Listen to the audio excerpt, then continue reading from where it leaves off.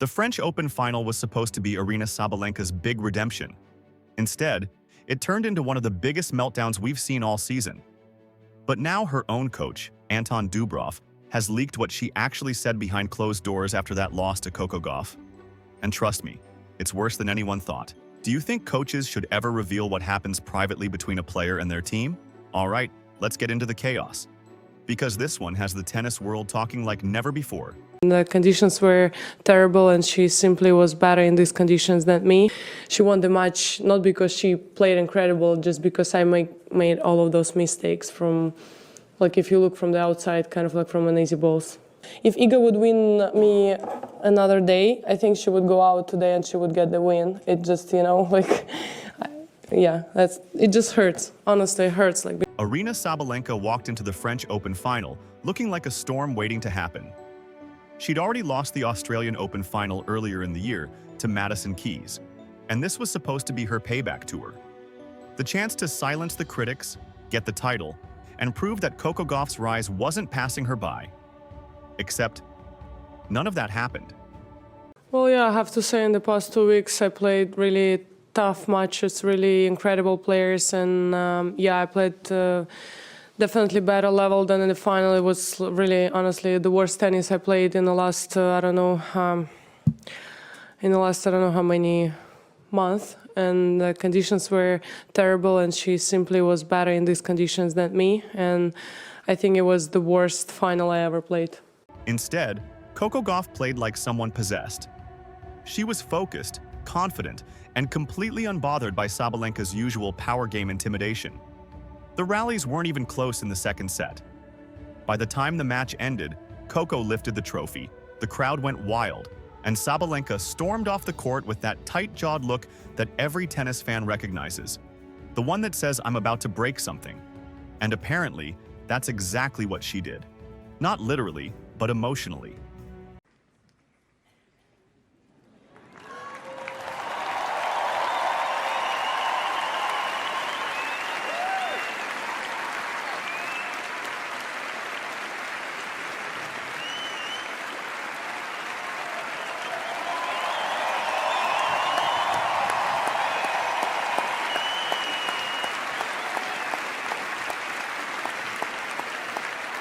Yeah, honestly, guys, this one hurts so much, especially after such a tough 2 weeks playing great tennis and in these terrible conditions, show such terrible tennis in the final. That's really hurt, but it's okay. Anyway, Coco, congrats in these tough conditions. You were a better player than me.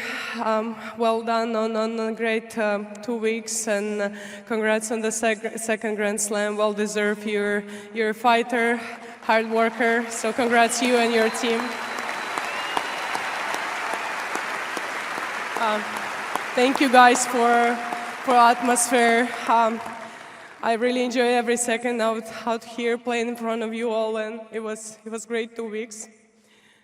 Thank you everyone who made this tournament happen. Emily, thank you for the best hospitality. You took care of us like nobody did, and I really appreciate for everything you've done for us during these 2 weeks. You're the best. Thank you.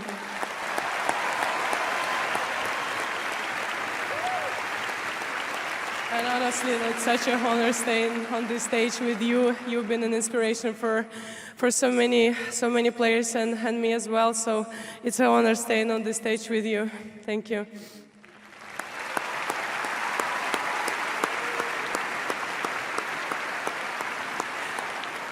Yeah, and thank you, my team, for your support. I'm sorry for this terrible final.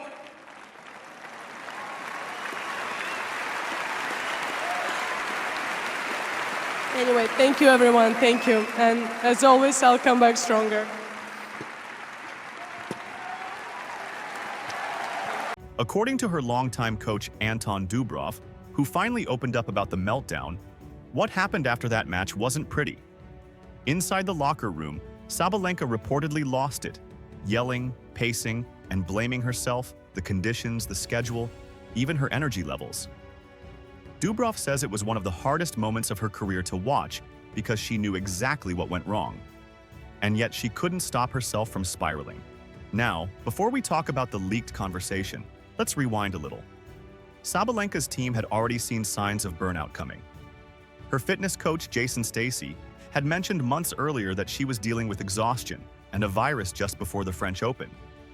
They told her to slow down, but Sabalenka being Sabalenka, she kept pushing, because that's her personality. She hates looking weak. That same intensity that makes her dangerous on court also makes her self-destructive when things fall apart. So, after losing to Coco Gauff, she didn't just feel defeated, she felt exposed. Now, here's where the leak comes in.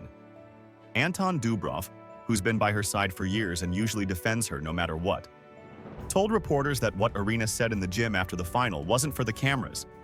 He said she called her performance an embarrassment, not just to herself but to her entire team. She reportedly told him, "I lost control again, and I can't believe I let that version of me come back." That line says it all. Because if you followed Sabalenka's career, you know exactly what she means. The younger Aryna was explosive, screaming at umpires, smashing rackets, arguing with fans. She's toned it down over the years, but that same fire still lives under the surface. And when it comes out at the wrong time, she collapses.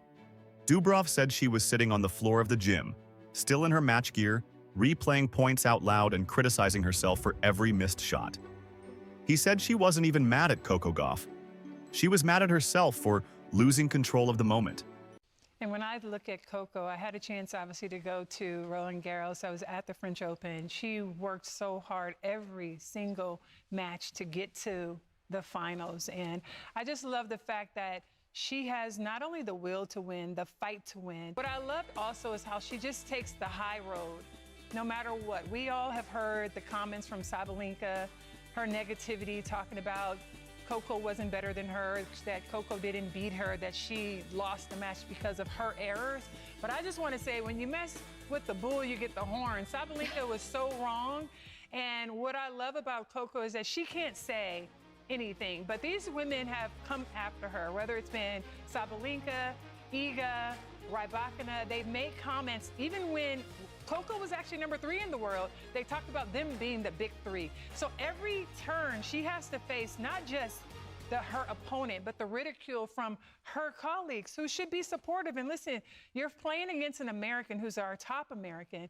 Have some respect, one, and lose with class. And I just feel like it's not right for them to try and depict her as someone who she's only barely winning because we're not playing our best. Guess what? We all lace up, and you got to play your best. If it's a championship and we all get there, on championship day, you still got to play your best. It doesn't matter about what the stats said last week and how you got there. Show up that day and play your best. And because Sabalenka didn't play her best, she decided to take the low road and try and criticize what Coco has accomplished. But I just want Coco to know, as we all have shared and shown our love, that we in America, we support you. We're happy and we thank you the way that you carry yourself with such class and grace. And for all the other players, be careful what you say, because we're coming back after you. You don't get a chance to take down our hero. She's our hero, and we're so happy in celebrating Coco Gauff. Now, let's pause for a second, because that's the most ironic part of this whole story. Sabalenka has built her brand around control. Controlled aggression, controlled emotion, controlled dominance. And yet, the one thing she can't control is her temper when things start going south. That's the tragedy of Aryna Sabalenka. She's so powerful that she can destroy anyone on her best day. But when the fire turns inward, she destroys herself instead. You talk about the power of social media to help tell your story, but do you think at the end of the day you're still a little bit misunderstood for who you are?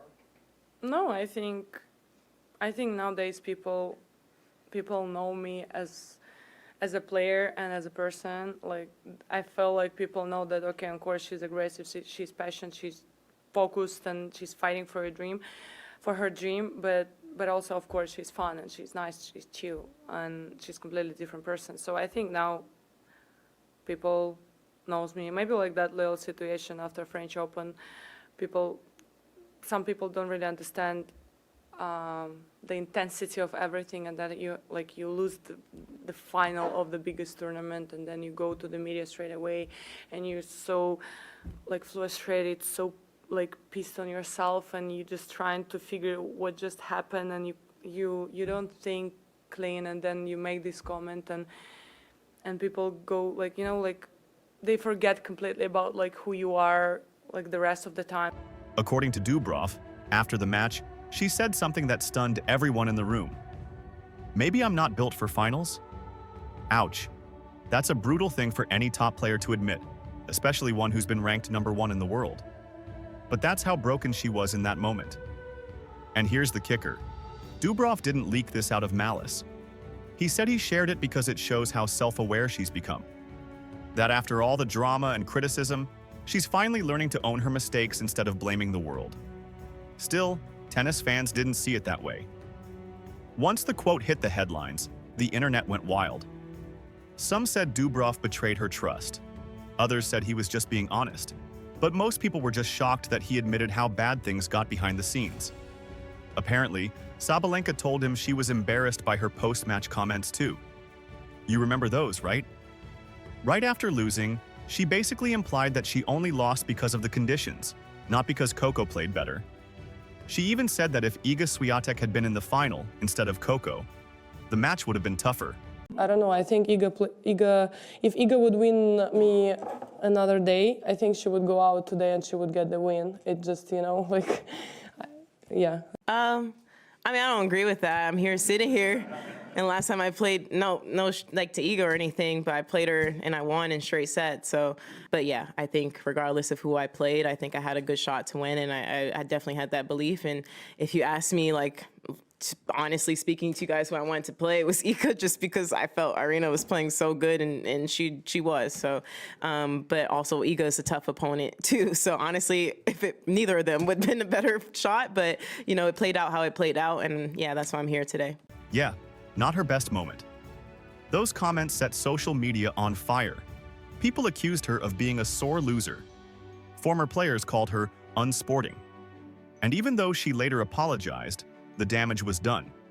See someone fail and you know, like take it as the main thing, you know. So after that, I also had to sit back and reflect on everything and apologize and make sure that people understand my point, that it was just, I was over emotional, I was completely wrong. So after that also took me a little while to explain myself a little bit better. But now I think people understand me even better. And also it was a tough lesson, but it helped me a lot in so many different ways. And right now I don't feel like people still misunderstand me. I feel like now they know me even better. So when Dubrov revealed what she said later, that she admitted being embarrassed and took full responsibility, it kind of made sense. She realized she messed up. She realized she let her emotions control her again. But of course, the internet doesn't care about self-reflection. It only remembers the meltdown. And that's exactly what makes this leak such a big deal. Because now, we finally know what was happening behind closed doors. According to Dubrov, Sabalenka spent hours that night in the gym talking about how she needed to change her schedule, manage her emotions, and stop letting pressure turn her into her worst version. She even started reading a self-help book the next morning. Her own idea, not the team's. That's the part Dubrov says shocked him most. In the past, her coaches had to drag her into accountability. This time, she did it herself. She showed up the next day saying, "I know what I did wrong. Now let's fix it." And that, as Dubrov puts it, was the moment he realized she's growing up. Still, he admitted the French Open loss left scars. According to him, Aryna hasn't fully gotten over it. Every time she faces Coco Gauff now, you can see the tension. She doesn't talk much during warm-ups. Her body language tightens. It's like the ghost of that loss is still sitting across the net. And honestly, who can blame her? Losing one major final hurts. Losing 2 in a row, both when you were the favorite, hurts worse. Especially when the second loss comes with humiliation attached. Because that French Open final wasn't just a defeat. It was a message. Coco Gauff didn't just outplay Aryna, she outsmarted her. She forced Aryna to overhit, to lose patience, to crack under pressure. Everything Sabalenka's coaches warned her about, Coco exploited. And after that match, Aryna had no excuses left. Meanwhile, Coco Gauff handled the aftermath with total grace, which only made Sabalenka look worse. Coco congratulated her, thanked the fans, and even said, "Aryna's a great competitor. She pushes me to be better every time." Translation: I beat you fair and square, but I'm still going to be nice about it. That's why Coco's fan base grew overnight. People love her for being talented without being arrogant. And this match cemented her as not just the next big star, but the face of women's tennis. Sabalenka, on the other hand, was left dealing with the fallout. Fans calling her disrespectful, critics questioning her mental game, and now, her own coach revealing just how bad it got behind the scenes. Dubrov told Tennis Channel that in the gym after the final, Aryna couldn't even look at herself in the mirror. He said she kept saying, "That wasn't me out there." That was the old Aryna you know, the one who'd lose control, yell at her team mid-match, and let one bad call ruin an entire set. And that's where things get interesting, because Dubrov says she's been working with a sports psychologist ever since that night. She wanted to make sure the old Aryna never comes back. He described it like this: she's learning to use the same fire that used to burn her, to light the way forward instead. Kinda poetic for a coach, right? But honestly, it makes sense. Sabalenka's problem has never been talent. It's been emotion. When she channels it right, she's unstoppable. When she doesn't, she self-destructs. And that French Open final was the perfect storm. Exhaustion, pressure, illness, frustration, all hitting at once. So when Anton Dubrov revealed that conversation, he wasn't exposing her weakness. He was showing her humanity. But of course, not everyone saw it that way. Some fans called for him to be fired, saying a coach should never talk about private conversations. Others praised him for being honest and helping the world see what athletes really go through mentally. Either way, it worked, because everyone's talking about it. And like always, Sabalenka's emotions are once again the center of the story. So after Anton Dubrov's little truth bomb, the media went into full feeding frenzy mode. Headlines popped up everywhere. Sabalenka's coach exposes locker room breakdown. Leaked conversation shows Sabalenka's regret. And my favorite one, Coco Gauff broke her mentally. Brutal, but not entirely wrong. Sports networks replayed the final like it was a crime scene.